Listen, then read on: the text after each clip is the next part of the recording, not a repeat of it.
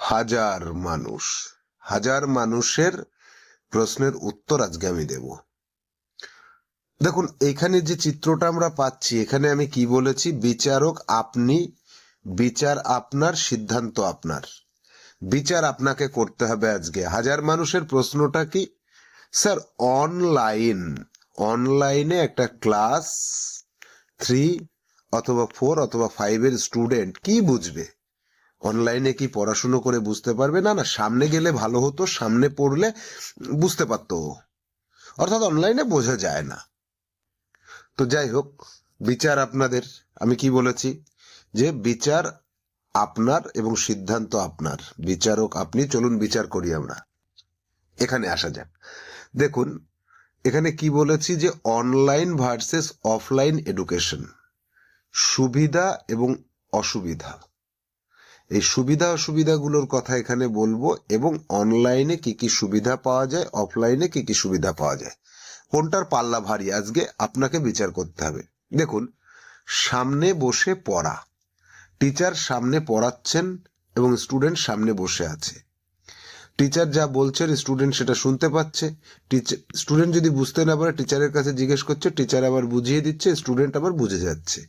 এই যে পারস্পরিক সম্পর্কটা, এটা অনলাইনে সম্ভব, অফলাইনে সম্ভব। অফলাইনে টিচারের সামনে বসছে, আর অনলাইনে কি হচ্ছে? ভিডিওটা অন করে টিচারের সামনেই বসছে। আচ্ছা, এবার না বুঝলে জিজ্ঞাসা করার যে সুবিধাটা, সেটা অনলাইনেও বুঝতে না পারলে জিজ্ঞেস করবে, স্যার আমাকে ওই 5 দাগের অঙ্কটা বুঝিয়ে দেবেন। অফলাইনেও সেটা সম্ভব। গার্জিয়ান পাশে বসার অনুমতি, অনলাইনে আপনি আপনার স্টুডেন্টের পাশে বসে থাকবেন, টানা বসে থাকবেন, কি পড়াচ্ছেন স্যার সেটা দেখতে পারবেন। অফলাইন সেন্টারে সেটা কিন্তু এলাও করে না। এবার আসবো শিক্ষকের সাথে কথা বলা। অনলাইনে কথা বলতে পারবে, অফলাইনেও কথা বলতে পারবে। যে স্যার আমার দুটো অঙ্ক বেঁধেছে, স্যার আমাকে এই ফিগারটা আর একবার একটু বলেন। তাহলে দুটো ক্ষেত্রেই কিন্তু সম্ভব হচ্ছে। যাওয়া আসার সময় নষ্ট, আপনার বাড়ি থেকে অফলাইন সেন্টার একটা মিনিমাম দূরত্বে আছে, যেতে হবে আসতে হবে, সময় দরকার। সেটা কিন্তু সময়টা নষ্ট অনলাইনে হচ্ছে না, অফলাইনে সময় নষ্ট হচ্ছে। শারীরিক পরিশ্রম, যাওয়া এবং আসা, এই দুটো মিলিয়ে কি হয়? একটা শারীরিক পরিশ্রম হয়। সেই পরিশ্রমটা কিন্তু অনলাইনে নেই, অফলাইনে আছে।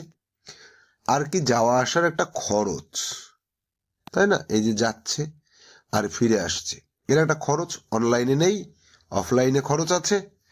আর কি, অসুস্থতার সময় ক্লাস করার যে সুযোগটা, অফলাইনে হলে কি হবে? এই যে যেতে হবে, অসুস্থ হলে নেবেন কি করে এখানে?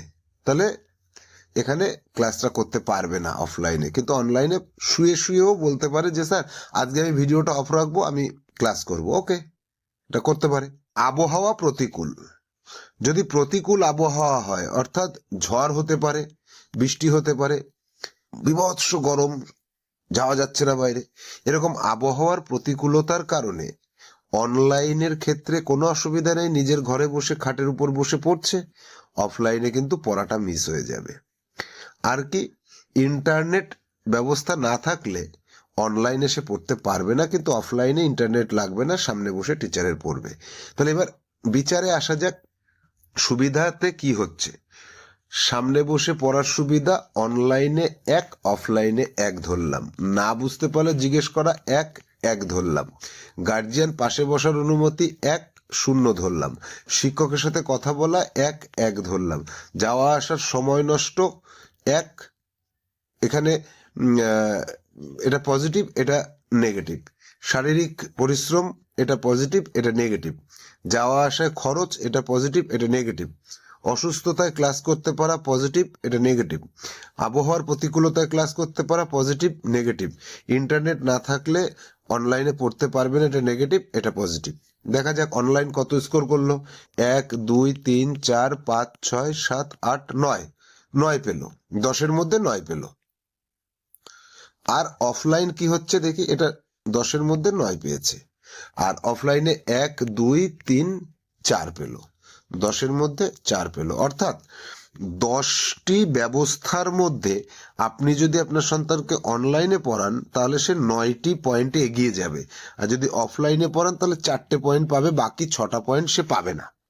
তাহলে বিচার আপনি করবেন এবার অনলাইন ভালো না অফলাইন ভালো। এবার অনেকের কথা বলছি তারা বলছেন যে স্যার অনলাইনে আমি না কিছু বুঝি না, আমি বুঝতে পারি না। দেখুন, আমি শিখিয়ে দেব আপনাকে কিভাবে ভিডিও কল অন করে আমার সামনে স্টুডেন্ট বসবে আর আমাকে দেখতে পাবে।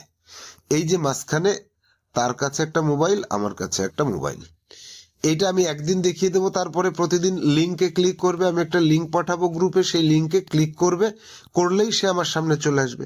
তাহলে এখানে না বুঝতে পারার কিছু নেই।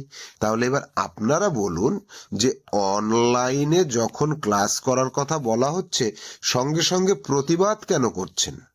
এবার থেকে আপনি আমাকে বলবেন যে অনলাইনে সুবিধা আছে কি নেই, অফলাইনের তুলনায় অনলাইন বেটার কি না, কমেন্টে জানান আমাকে।